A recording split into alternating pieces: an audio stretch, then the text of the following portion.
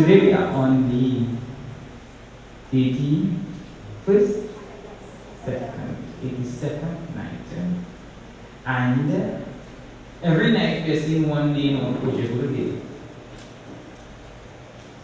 When these great Mahatmas, great souls, walk the earth, there are certain qualities that we see in them and then agree that we don't see in others. And so many things about his disposition we have seen before as a lover of all people, as one who is so disciplined, one who wrote so many books, one who performed so many yajnas.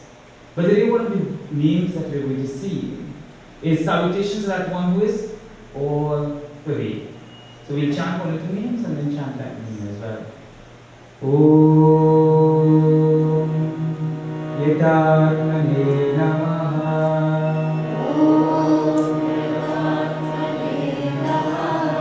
Om Yajnakrite Namaha.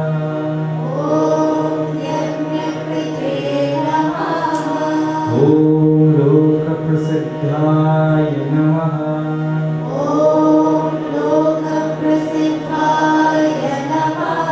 Om Bhagavate Namaha.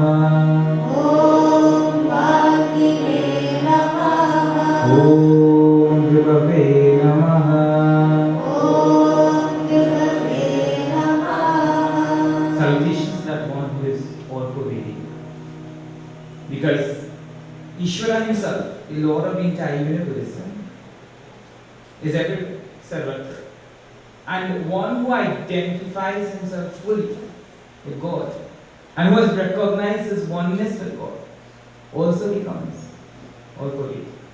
So not only our Gurudev reached that stage of being all pervading, and if you think about his glories also, there isn't a part in this world right now where people haven't heard of his name. And we also have that potential. One is that we also are all pervading. We identify with our body and think we are limited to the body. But because we use the body as a frame of reference, I think I am this much. See, those in radio you can't see. But this much, and then somebody in the group maybe this much, or Swamiji is this much, and I is this much. But if we understand that the frame of reference for my being itself is entire world. We imagine somebody expanding themselves to identify the entire world. I tell you, Panditji is here, and I know Panditji from when I was very young. And Panditji would identify with all communities. And when I say a Pandit who is able to do that, I know the broadness of the personality. And imagine somebody who is able to identify with entire nation. Our head of Chinmay Mission Trinidad right now, Swamiji, is able to identify with entire nation. We say from Tobago to Shakashakari to every other part of this island, he goes and he shares because he identifies with all. So there's no difference between somebody small, somebody tall, somebody thin, and somebody my size. No difference. And we also, one day, in order to extend ourselves to reach the highest reality, we will also need our depth of personality to reach that stage. And don't worry, there are some more nights of the yajna remaining. If you did reach that stage, by the end of this yajna, I hope and pray by Puja Gurudev's grace that we are able to reach that stage of identifying with all, and in the process of understanding Jnana, understanding my oneness with God, I will understand that I am also all pervasive. We are seeing chapter 15 of the Bhagavad Gita. There are 700 verses in the Bhagavad Gita, there are 18 chapters. Chapter 15 is a very unique chapter because it's chanted in most ashrams throughout the whole of India. It's chanted normally just before you have meals. So even at our school, the children chant chapter 15 every lunchtime. So when I was speaking yesterday in the yajna, I say every time I chant one line of chapter 15, I get closer to being hungry. So if at any point in time you see me a little bit distracted, it's because I'm waiting for Arti. So chapter 15 actually is the essence of the Gita.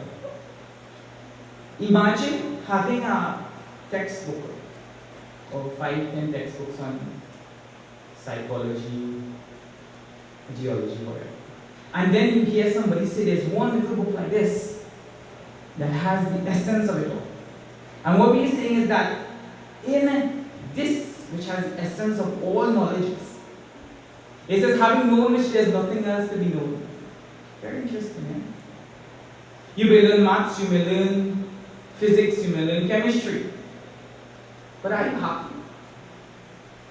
Having known something that makes you so blissful from within, desirous. There's nothing else that you want from the world, having known. Says this chapter 15, having understood, you will understand your place in the world. See, there are so many unhappy people. Not Chinmay people though. Because they find a reason to laugh at everything. Even today, coming in the bus, they was laughing at me. When they had nothing else to laugh at, they go laugh at me. Look, even now laughing at me. But our Puja Gurudev spent his entire life laughing. Laughing at the world. And we also have that capacity as well. Sometimes I think we take life too seriously. And in the third verse of this particular chapter, it says that. It says, Narupamasya yatatopalabhyate. It says, whatever we perceive and whatever we take as being the world isn't really the world. It's really the reality of the world. And what does it say in the first verse? It says that Udva Moolam Adeshakam. There's something that has this entire universe as we see it, has its roots in something higher. So when we identify with little things that are happening around us, we are not rooted in the reality. You know, some people go to a different country, and when they go there, they forget where they belong. Gandhi, when he went to India, when he left India to go to South Africa, his parents told him to promise that he wouldn't touch alcohol, and he wouldn't touch meat, I think, and also he wouldn't engage in illicit activity. And Gandhi stood firm to that. And because Gandhi stood firm to those principles, Gandhi became Gandhi. And sometimes we as a people forget where we have come from. One is cultural. But here is saying there's a root where you have come from the ultimate reality. You see, we get samsara means that which goes and comes. So often our vision of ourselves and our vision of life is dependent on somebody else's view of us or social standing in society.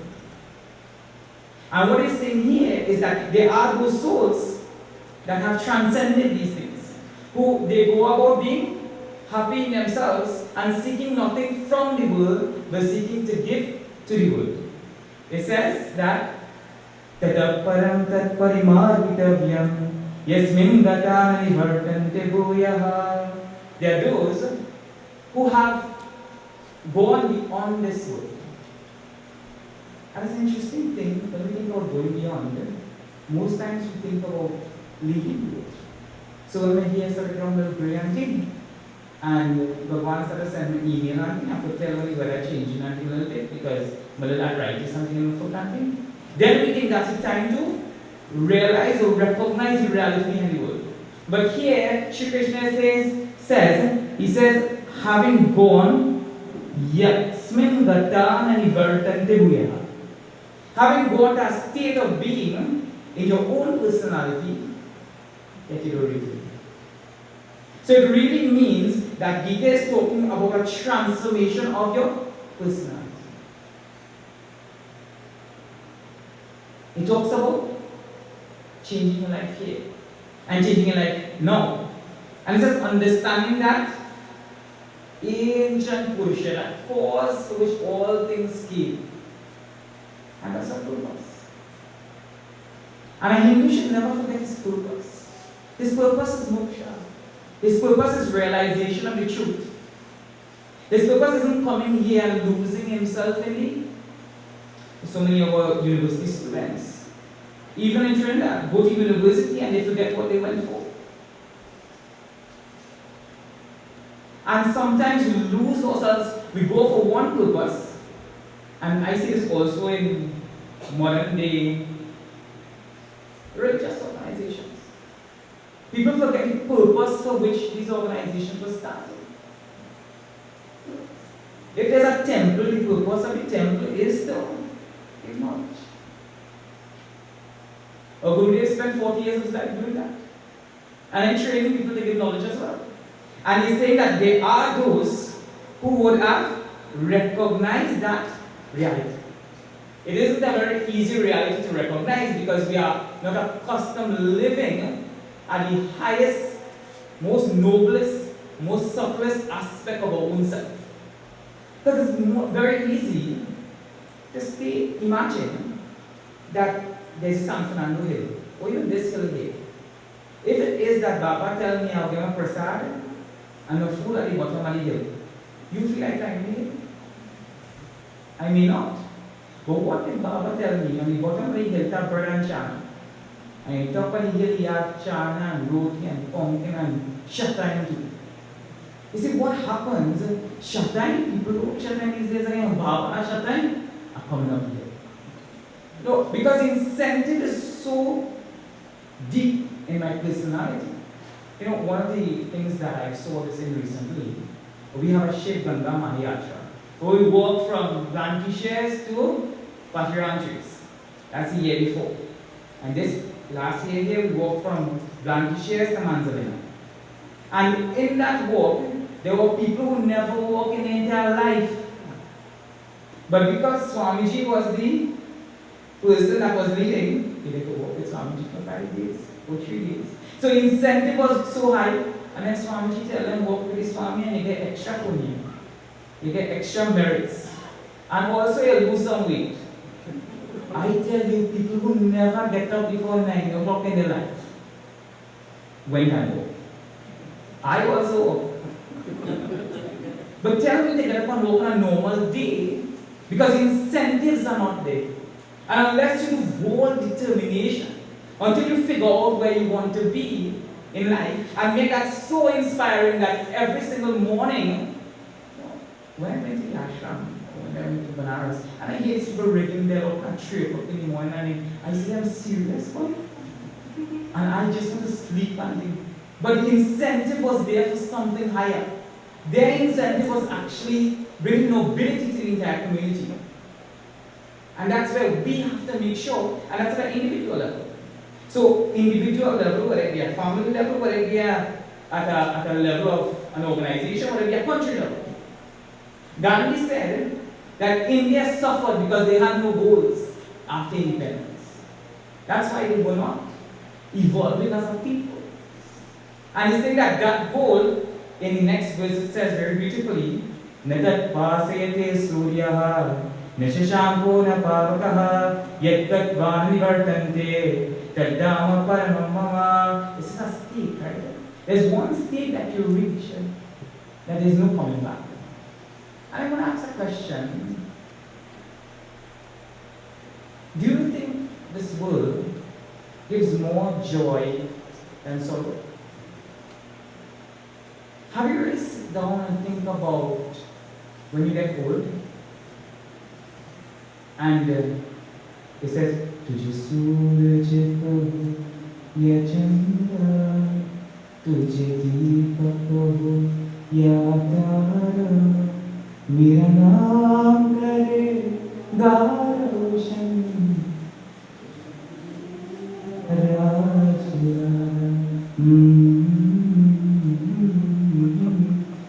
We hope that our children will take care of us when we are no longer able to walk. That's our dream. But what's the reality in the world today? How many children are willing to stay with their parents? We hope it is that when we are sick, that you'll get free medical care at hospitals. Have you been to the hospitals recently? Have you lined up and realized the length of time you need to go to get service? Have you analyzed the drop in life expectancy? Have you realized the number of diseases in the world has actually increased? Our relationships getting better. As a family is becoming more bonded together. Are we able to trust more people? So it's saying that in the samsara, there's a great amount of joy and there's a great amount of suffering as well. And we will constantly keep coming in a cycle of coming and going. Because we have some desire, which is karma, and that karma leads to enjoyment. So I have a desire. The desire then leads to enjoyment, and that enjoyment creates a cycle where then I want to enjoy that same thing again. And because of that, we come and we go. But there are those who recognize the flaws or the defects, the doshas in the world, and develop some qualities. Let's hear what those qualities are. Nirmana moha jita sangha dosha. Nirmana moha jita sangha dosha. Adhyatma nitya vinivritta kamaha. Adhyatma nitya vinivritta kamaha. Dvandve vimukta sukha dukkha sanyaihi. Dvandve vimukta sukha dukkha sanyaihi. Gacchantya mudha paramavyayam tata. Gacchantya mudha paramavyayam tata. Gacchantya mudha paramavyayam tata. Gacchantya mudha paramavyayam tata. So here,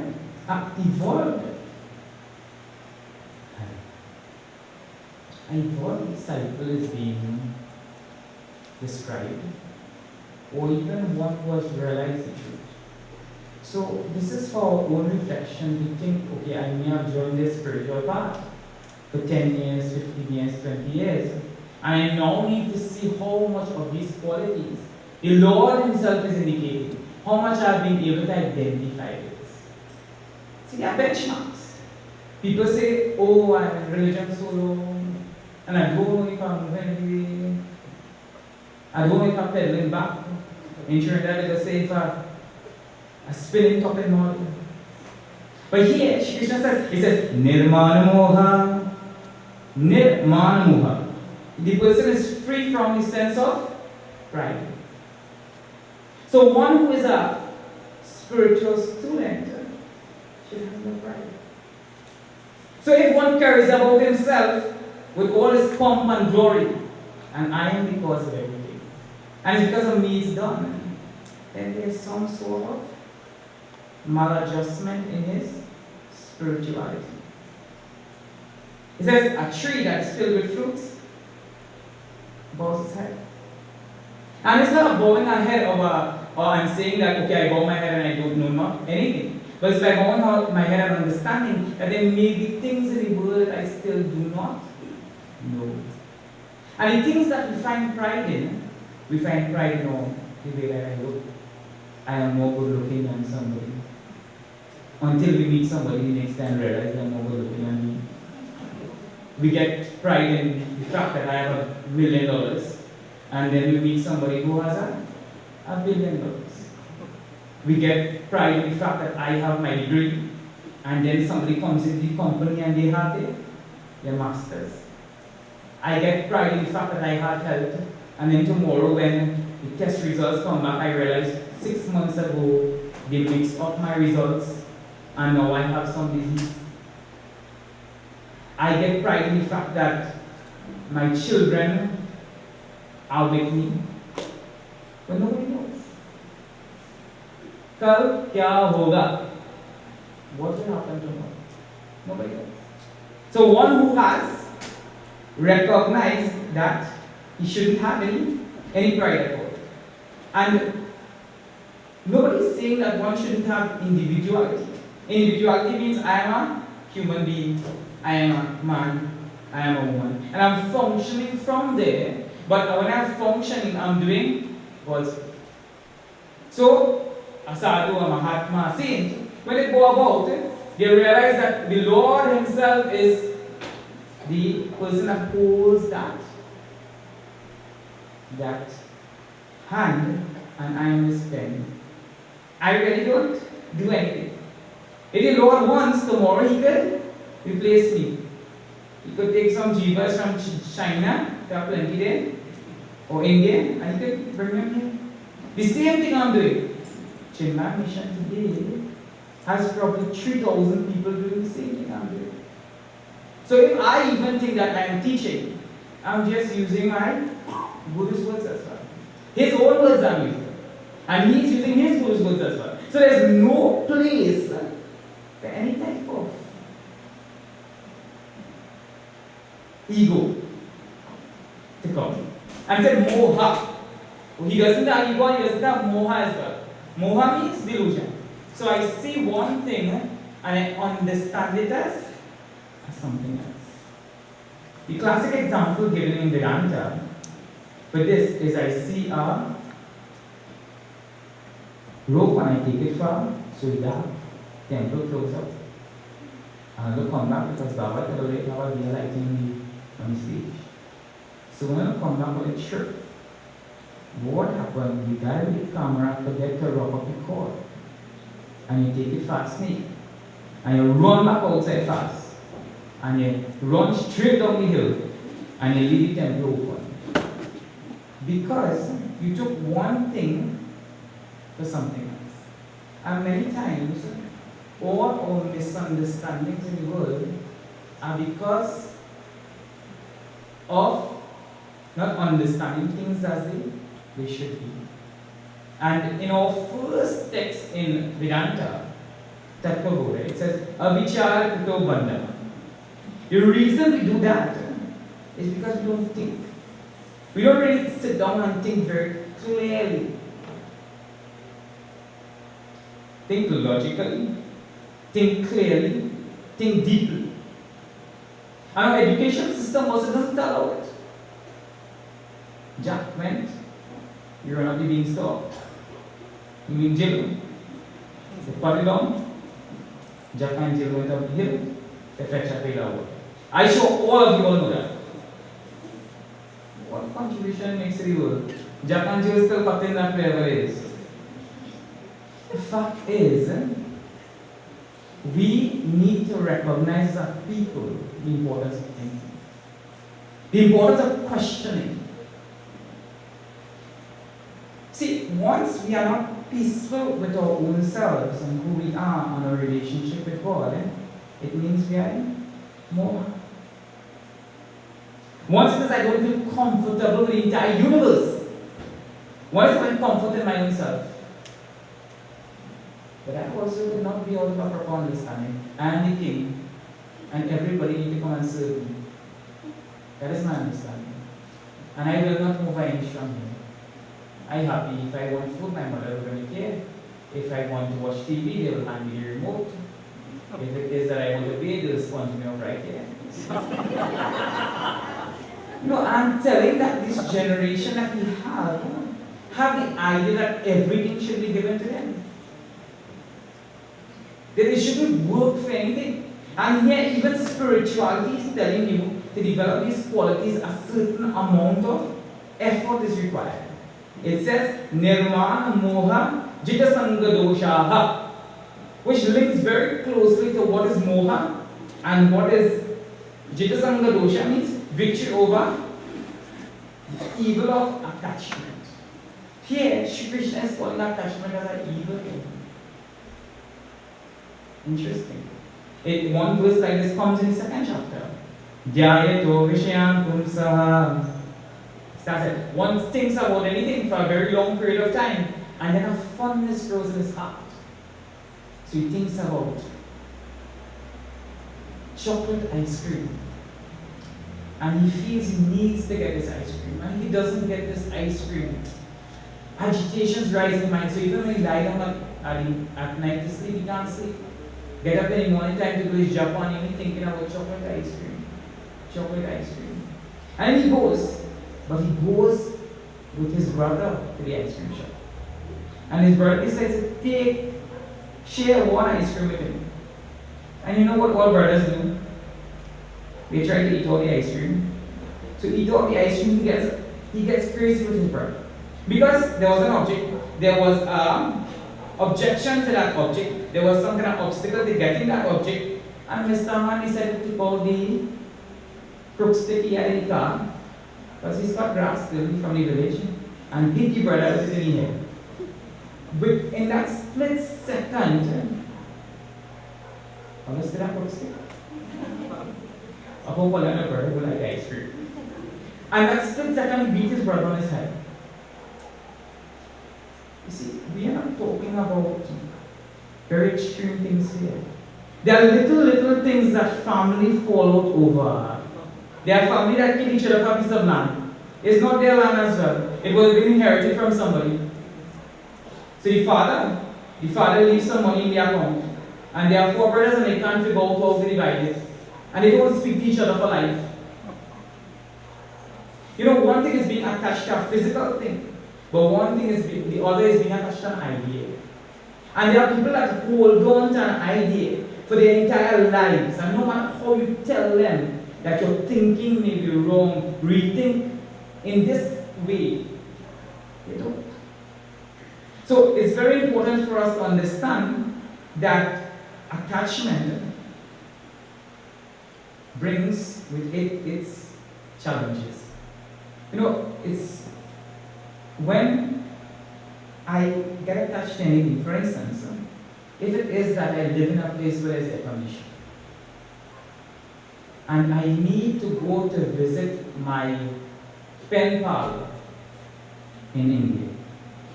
Anybody have pen pals still? Nobody writes anymore. All have pen rooms still? Internet. And I need to go and visit my pen pal in India because he has been guiding me spiritually, telling me things, what has been going on, in arising my interest in subtle things in the world. So I need to go to his house, his mother, his father is there, you know. And it's July, August time, and he lives in Banaras. Very good. And I go to his home, but I can't stay in his home because I'm accustomed to air conditioning. I can't survive without air conditioning.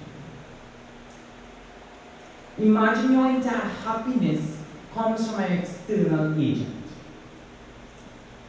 You're at home and you've been using the air conditioner for a month, and the air conditioner goes, but it is Christmas time and all the family coming. Oh, I know you're feeling bad, you're calling up everybody to try to fix this air conditioner. Because how do you look?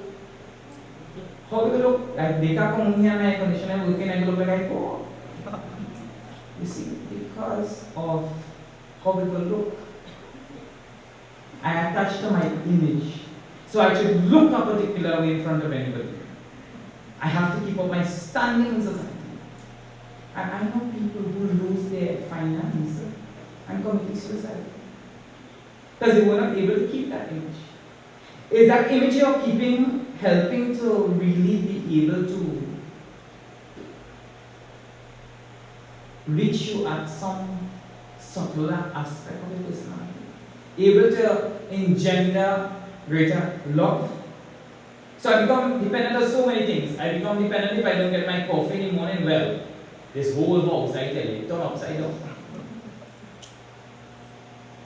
If I don't have cable, if I don't have internet, how different is the vision that the rishis are showing me? It's an attachment, not it. The only thing you're allowed to have an attachment to is Jai Gurudev, Shri Gurudev, Jai Gurudev, Shri Gurudev, Guru Hamare मन मंदिर में गुरु हमारे प्राण सारे विश्व का वो है गाता नारायण भगवान. So the Guru is my pran. The Guru is the very life force within me. He says the Guru is everything to me. He who makes my world function how it functions. See what happens is when we become dependent on something, we become a slave to that thing. Anything at all we become dependent to. And then because we become a slave to that, we fear losing that thing. So when I go I come to the satsang, I have to hide my slippers. Because you know when you go satsang, the probability of losing your slippers real high. So because I'm sitting down in the satsang, I'm thinking about it. I wonder if the slippers there for me. Or what if I go to a satsang and I do get chana and I do well? That whole way going home, I'm talking about a temple. Because I'm attached to that. I think some laughing on this side. They look at that shit as well.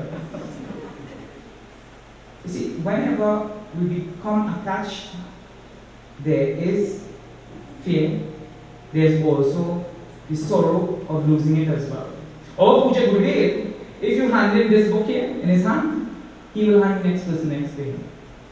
One day he did that, and the person got mad, crazy about or something.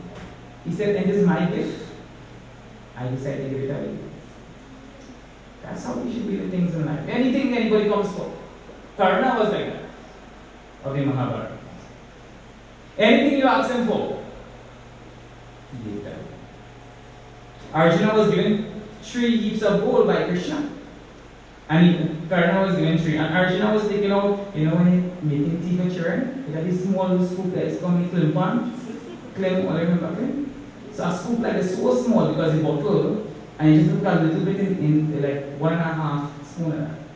Arjuna take a spoon like that, and he give it away. And I feel it is now, and Shri Krishna gave me that, we will take a teaspoon, or one little plastic spoon and give away. But look at Karna. Karna was able to give away, he's saying, Arjuna felt so good that he was trying to give to so many people. In a moment's time, Arjuna became attached to that. Karna take out the 3 heaps of gold, gave it away. You know, some years back when I first heard Swamiji speak, Swamiji spoke about somebody taking a battery from the ashram. Right? And he was illustrating the fact that, and now living with Swamiji, I would say that he probably back with people somewhere and they go on the battery. Or he misplaced the battery because of the heaters he had. But let me go with the story Swamiji has. Swamiji has this battery, he loses it. And the next day he goes to a shop and he asks to purchase a much heavier battery with much more capacity. And the person says, Swamiji, you know, long I want to give you something. And he gave him the battery. So sometimes what we do is we hold on to something because we believe that we need it in life, and we block the other things from the universe that are there to come to us. So I have 2 vehicles, and I have a little brother, and it's a 120 while I have and a Cortina. Give away the Cortina and somebody made buy next one there. You see, you have to have that type of faith. And as well, I use in 121 Cortina. I don't know why. But let me say it's a Subaru. And that thing as well, when you're giving, give away something that you want. That's you read, something that you cherish. I tell you, when you pass and you ask for things in charity, things people give you, you can't do anything with it.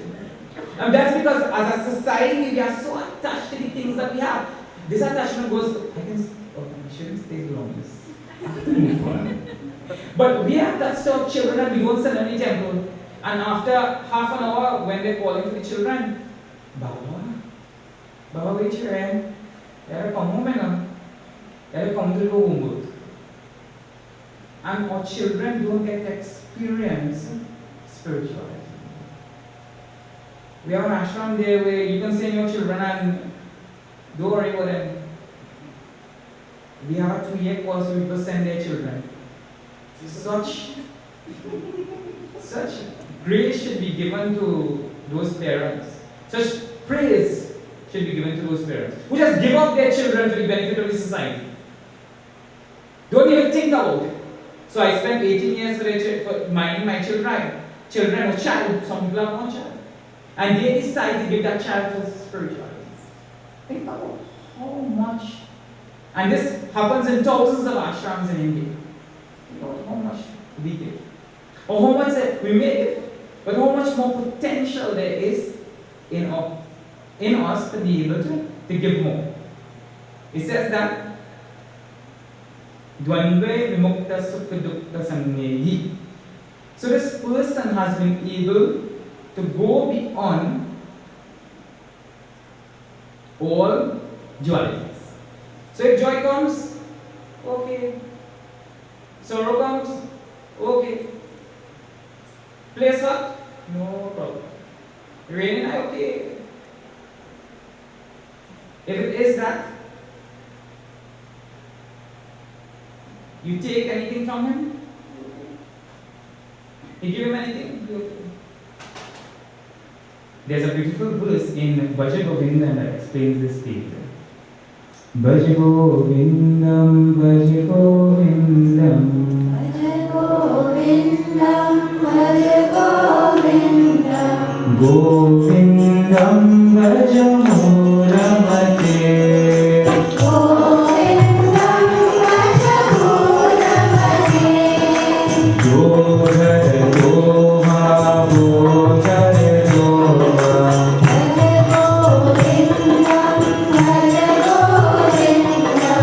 Sangha Doha, Sangha Vidhina.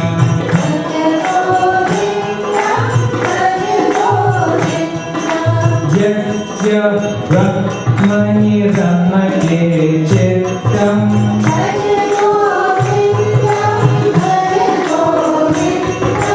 Nandati Nandati Nandati Eva.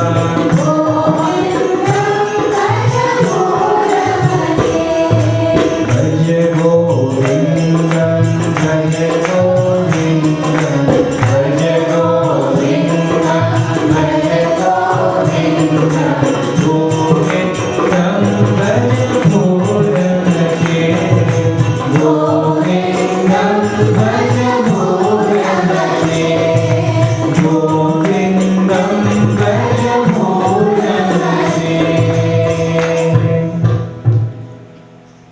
So there's this state of I evolved the disciple. It says whenever you, or even a realized master, it says if he is meditating, he's reveling in that meditating. He isn't identified with anything in the universe. And yoga retova. Now the way you see this meditation is very happy, he's very peaceful, he's very centered. Boga retova. When he's enjoying as well, he enjoys eating, interacting with everybody, being in that state. Being in a state of godness, being in a state of goodness, being in a state of understanding of my identity with self. I'm operating from there. So not that I go eat roti and baigan and thing, and double something. But when he's eating it, he's ever established the fact that the gunas are working, Prakriti is working, the Lord is working, and he's still identified with that reality. And he doesn't have great likes and dislikes as well. It says here that Dvandve Vimukta, that he's free from all likes and dislikes. Not that he doesn't have standards, not that it shouldn't be this way. But you give him food today, okay. No food, you don't give him, okay. You praise him today, okay. Tomorrow you say that fella, I tell you, he's so boring. And Swami should have come. Okay. Same thing, okay. Learn to be okay with things in the world. No matter what happens. So I drive in and I get a flat tire, okay. But I get two. I get two is a good thing here on you. And I'm not talking about Ethiopian philosophy. I'm talking about a state of being that is lived. All those sadhus in the villages long time, they didn't have anything. They also didn't want anything as well. And don't ever think that these Mahatmas want anything. They come, you give them something, okay. He says that very beautifully, continues to say that Sangaratova, he's with people, he enjoys their company. Sangavihina, without people, he enjoys as well. It says that Yasya Brahmani Ramate Chittam, he's always reveling in the fact that there is something deeper. in the universe. Something more subtle. Something that is the cause of his very being, and he's always identified with that. You know, there are saints who never forget morning, lunchtime, evening to chant Ram, Ram, Ram, Ram, Ram, Ram, Ram, Ram, Ram, Ram, Ram, Ram, Ram, Ram. Hanuman, everywhere he went. His joy was only dependent on his relationship with God. Because all other relationships are temporary. Jai bhi akeela, do din ki zindagi hai, do din ka mela. Right?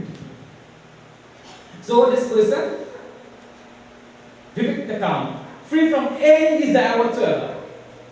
Any desire you have keeps you in good. Any desire. So the core of the Rishis is don't have any desires whatsoever. But if you can't operate from that level, then have certain desires. I'm only doing this for my family, I'm only doing this for the community, I'm also doing it for everybody else. So I have to evolve my personality to the extent where I go beyond all desires and I'm not attached to anything, which then keeps me away from my reflection on the reality. Because you can't think about God and have some other thing on your mind at the same time. It's very, very difficult. And the less things that we are attached to is the easier it becomes for us to live. And he says that, I chanted this already, Netat Bhasete Surya, Nishankula Pavakaha, Yet Gatvan Nivartante, Tat Dhamma Paramam Mama. He said, having gone to that state, there's no return. So there's one stage of our existence when we are able to identify with God, that God, or in the terms of Vedanta, Brahman, that we never return to the world of sorrow. We never, even though changes may be happening outside, we never experience those changes in our personality. And it says that that very thing illumines the sun. Not that it illumines the moon, it illumines fire as well. Actually, here what is being spoken of is that here also there's a deeper philosophical principle, is that the sun cannot illumine that reality, or nothing of this world can touch that reality, because the reality is the cause of all things that we see, and the cause can never be illumined by the effect. So the effect is the moon, and there's a cause for this moon, there's a cause for the sun, there's a cause for fire. The sun illumines all things. 6 o'clock in the morning in Trinidad, when the sun rises, everything falls under its illumination. We're able to see all things clearly because of the sun. Because the reflection of the sun, the moon is there, and in night time we're able to see all things. But here it's stated that in order to see the reality, the sun that shines so brightly, the moon that shines also, is not able to illumine that, because that is the very cause of the sun and moon itself. And they cannot illumine the self, which is the self, which is me. They do not illumine the self, it's been indicated here.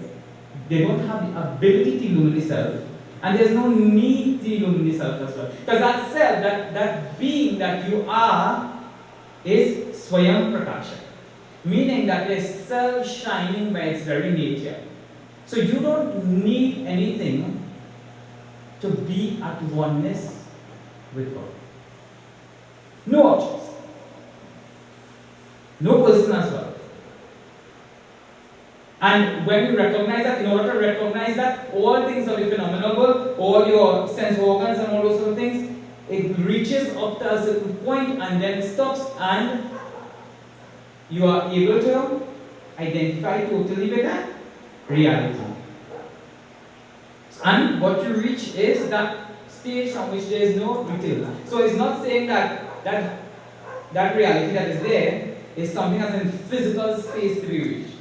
It's not that when I leave here, I go somewhere probably 500 steps up or 5,000 steps up and stay there. And that's what Vishnu is. It's a Vishnu Padam, which you reach the stage of Vishnu by practicing all these qualities.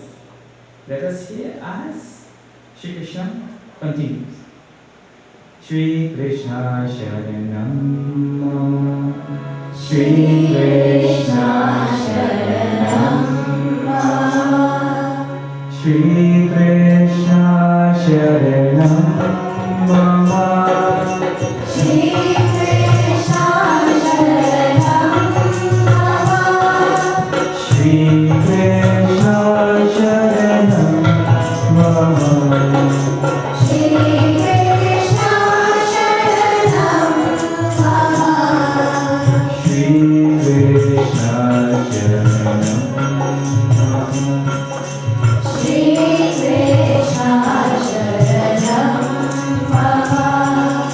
Mame Vanso Jivaloke Jiva Putra Sanatanaha Shri Krishna Sharanam Shri Krishna Sharanam Manashashtani Prashtani Kareshti Shri Krishna Sharanam Shri Krishna Sharanam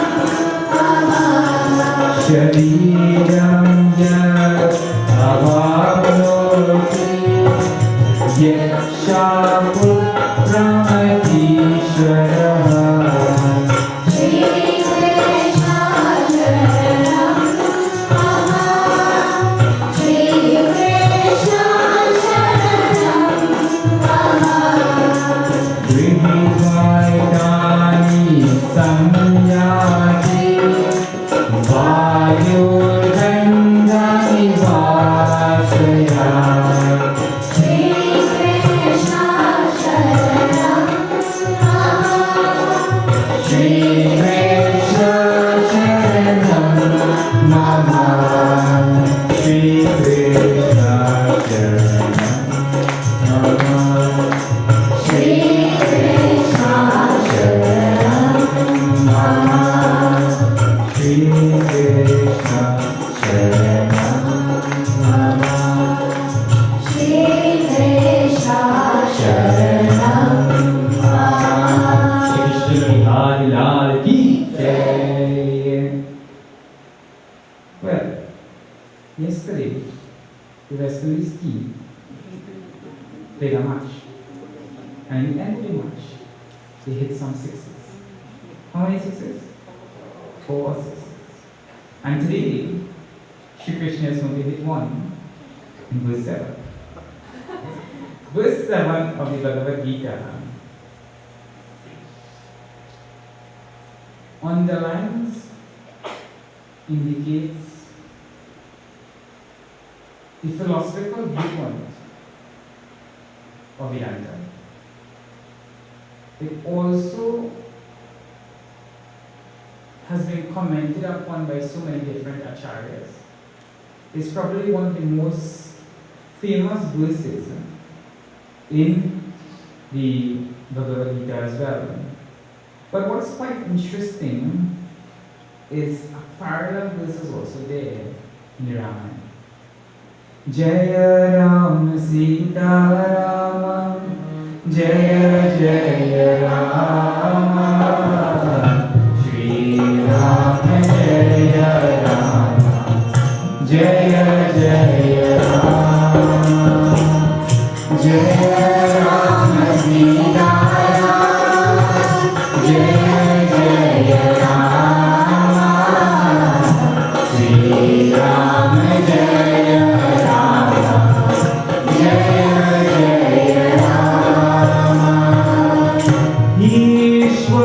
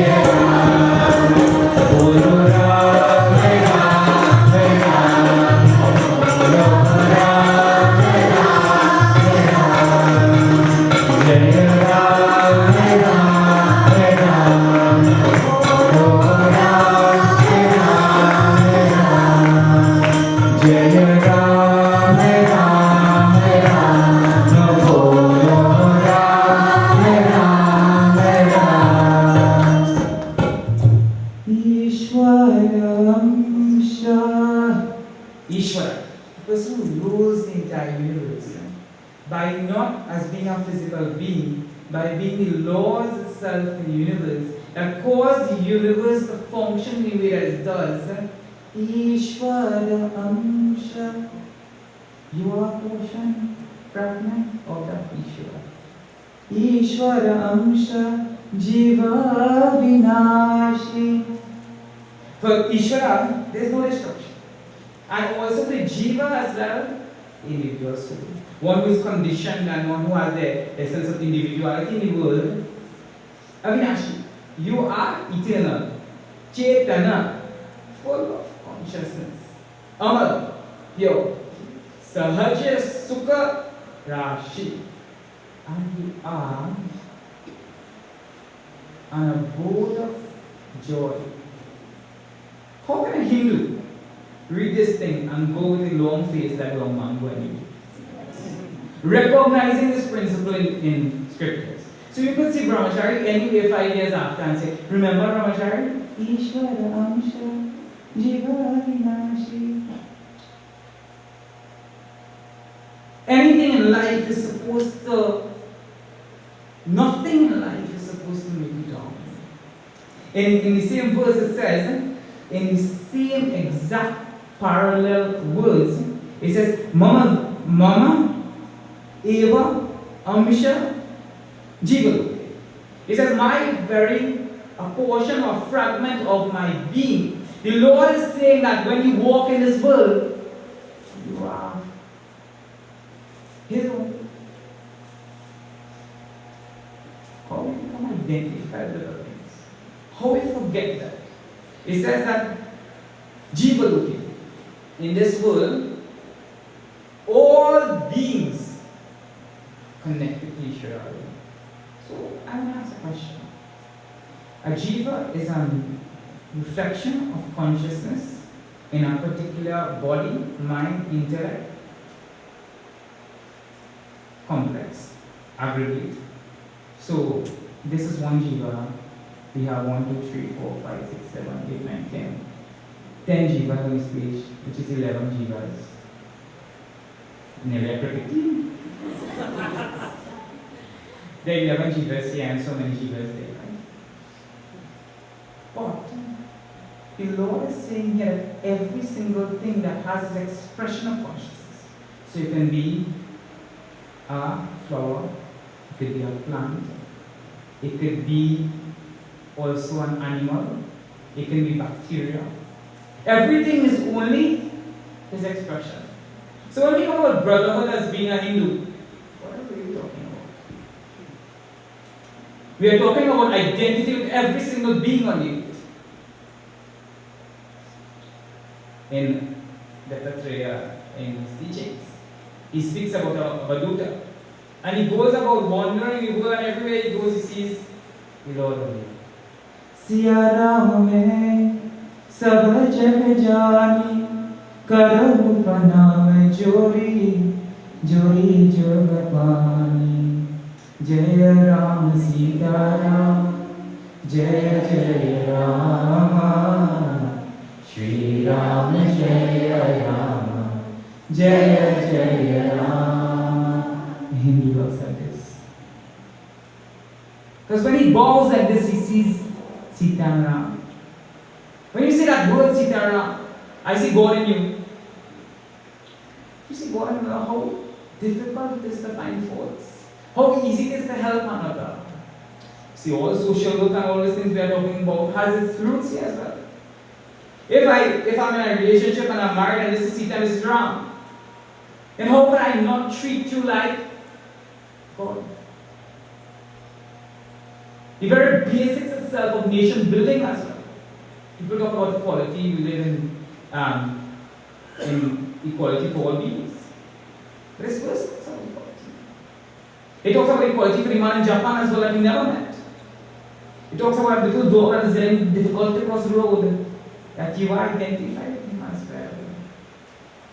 Why don't we feel that identity? It says that, and this is interesting because it says the entire loka, and this is not only loka. For a Hindu, Bhu, Bhuva, Patal, Swarga. How many lokas are above, how many lokas below? Western people talk about UFOs and those other things. Unidentified flying object. When our sastras have spoken about so many, so Narada Ji, who is a divine celestial sage, you and him are made up of the same reality. The Guru that you touch his feet, he teaches you that you and him, in your essence, are the same. He teaches you to live like him. He says, this same Jiva, Mama Eva Amsha Jiva Loki. Jiva Bhota Sanatana. Easy to tell. There's never been a time that you have not been. You have been here before. You probably can't remember. Good. Imagine you had children all in Itapas and Moruga and grandchildren and all those other things, and people in Guyana and Suriname and all that.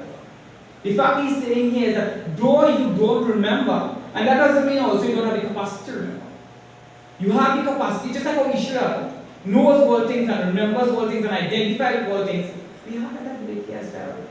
You know, Swamiji was saying that the more we identify with Ishvara, is the more we are able to manifest that Ishvara hood within our own person. But we don't identify with those things. What is the price of Kareli? What is the price of Pro? Price of people's home? But we don't really identify with the subtle aspects in our personality. Here it says that Manashashtani Indriyani Prakrishtani Karishyati. It says that Jiva, who is the embodied soul, who suffers in the world and has all his organs of perception, he leaves the body. And when he, Karishyati it says, which he draws with himself the sense organs when he leaves. Here, the verse we just saw spoke about our identity with Ishvara. That how we are eternal, that we really have no difference from God. If it is that I take this building and I build a wall in Wapide, and I said that this is Brahmachari space and this is Pali Vishnu space, is there any difference at all in that space? They say Brahmachari there or nothing there. But the fact is we create divisions where there are no divisions. And the scripture says that there really are no divisions between you and Ishvara. You know, and if we refer previously to the Gita as well, Shri Krishna says, Maya tatamidam sarvam. Everything that you see here, I pervade all things. He's saying the same thing. He says, Maya tatamidam sarvam jagat abhyakti murtina. And I am in my unmanifest state. So when you think about Krishna, don't only think about, he's that as well. Mulidhara Krishna, with his flute in his hand, sitting on the banks of the Yamuna, enchanting the gopis. And you're running all over, trying to find him. That is sweet. I mean, that's very sweet as well. But the Lord here is saying that I am no different from you. How can you ever feel a separation from the Lord? You know, it's like a pot that you go to a pot shop and you take clay and you make 25 pots.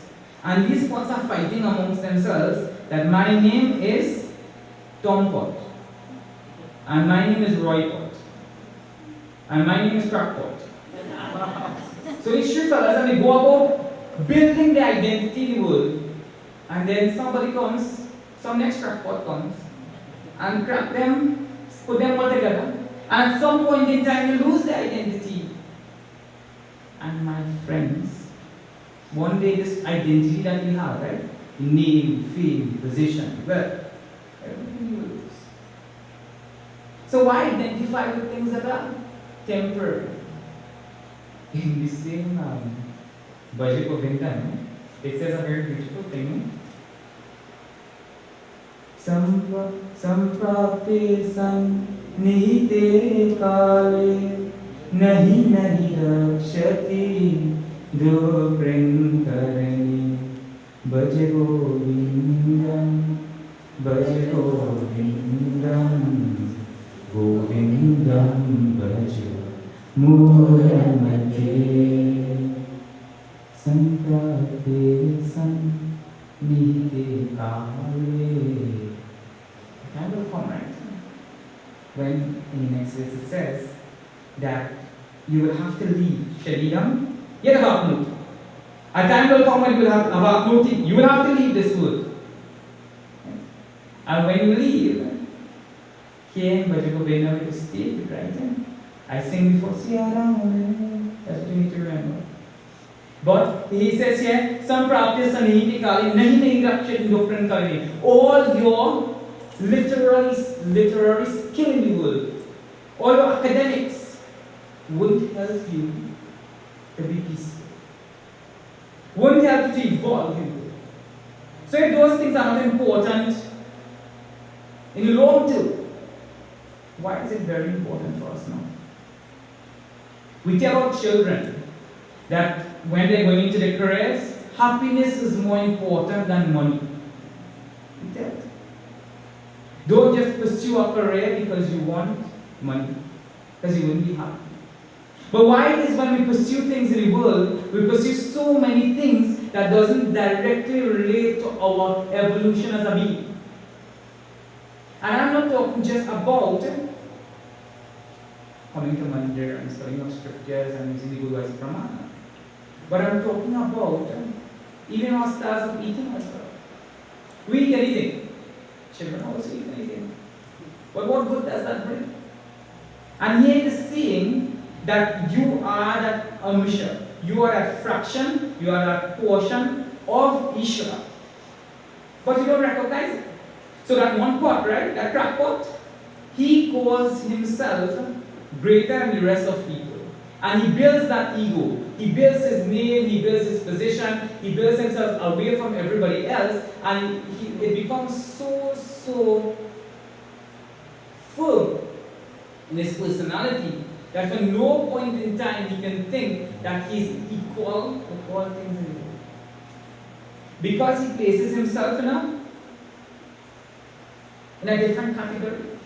And so this jiva having left the body and going to another body, he takes all his vastness with him. He takes all his impressions from a previous life. It says, Shridam yatavapnoti yacha utpramatishvaraha. Utprama, when he leaves, great Vaitan, he takes everything with him and he goes, is there anything that you go with when you do this? Search. Think. No. You only go whatever karma you before. It's again having samyati vayu ganda nivasya. Having gone, what he does is when he goes to that Shrotram chakshusparshanam cha rasanam granam eva cha adhishtayam nashtayam vishayanupasevate. Having gone now and opening up his faculties. So his ears, his eyes, his tongue, his memory, his mind, it goes with him when he leaves. The only thing that remains is that body there. And he takes everything else with him when he leaves, and all of his impressions from the past, whether it be good, whether it be bad. And that's where here it is said, Vayu Ganda Nivasya. So he takes with him things that, like how air, when the air passes over a beautiful rose or hibiscus flower, you don't see the fragrance that goes with it. And similarly, when someone dies, you don't see the karma that they take with them. You don't see the subtle body that they take with them. In India, there are people who can't say subtle, right? So what to say shuttle? They can't pronounce so they say shuttle, right? So when, in our course even, when people are talking about going with the subtle body, they say they go with the shuttle body. So what our teachers did, we say no doubt, when they put a shuttle in everything across to the next body. And that's why you find Mozart's in the world. Because when they go, they pick up exactly what they were doing. There are people who, these are nice shows, these champs in India who, 5 years old, will be able to sing all these ragas, pick up the guitar and be able to understand the children who, like, I know 1, 2 children who just pick up the harmonium and play just like that. Because you carry whatever it is that you have learned. So, you're never too old. And the attitude of learning in this country is very poor. We learn academic things. But when it comes to learning the scriptures, because it didn't say you're taking anybody else with you when you're going out. So where the Baba, the knowledge of Brahmacharya, Swami, and the knowledge that's not helping, you need to have it. You need to empower yourself. It says that having gone to that new body, Vishyanupasevati, and he begins to enjoy things from his last life. He begins to engage in gunas, in Prakriti, in the same way he did before. So the theory of transmigration, the theory of reincarnation is being indicated here. So, when I think about this, I think about all of freedom fighters who would have fought for nation building. All over. I clearly remember the story of Nalanda University when they were by Mughals. They were being invaded. And one great professor decided to go on a boat with all the books. And the boat began to sink, not sink. The boat began to sink. And this old professor looked at the young trainee in the boat and he decided to jump off. Because for him, the knowledge was more important for continuing generations. Imagine somebody like Prahlada standing up in front of Hiranyakashipu. What fearlessness. Imagine a man with 20% of his organs working properly, or Bhujagurveda, recording the entire of the Gita for posterity. Just for the welfare of the world. So it says that understanding that we may not be at the state where we would be without ego, without desires, without likes and dislikes, then we need to function in the world in such a way that we carry good things with us when we go to the next life. But there is a state, having reached, that you don't need to. So a Hindu's vision is never to go to a particular loka and spend some time there and come back. Because your punya there, just like when you go to the States and you go there with 200 US, and that also hard to get. When you go to the US, you spend 200 US and when you finish, you come back. In every other sphere of existence in the world, return is there. But there is a state. Striving, keeping your perseverance, that you reach to that. There is no return. Shri Krishna Bihari Lal Ki Jai.